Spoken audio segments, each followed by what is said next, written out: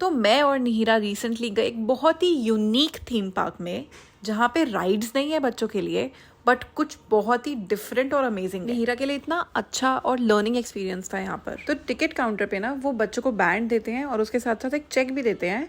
अंदर एंटर करने के बाद बैंक में जाकर वो चेक एंड कैश कराना होता है। हमने अंदर एंटर किया तो एक बिल्कुल ही अलग वर्ल्ड है।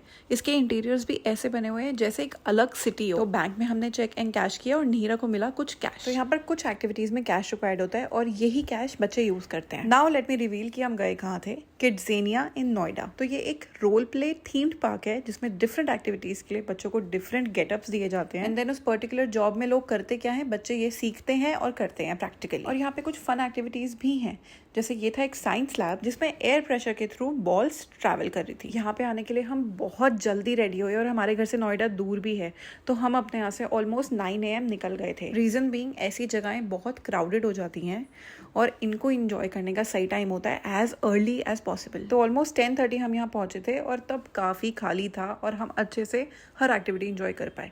ये पर्टिकुलर एक्टिविटी निहिरा को बहुत पसंद आई। तो बेसिकली उसने एक वॉल कंस्ट्रक्ट करी यूजिंग दीज ब्रिक्स और मुझे ओवरऑल ये कॉन्सेप्ट बहुत अच्छा लगा। इससे बच्चे डिफरेंट करियर्स के बारे में सीखेंगे।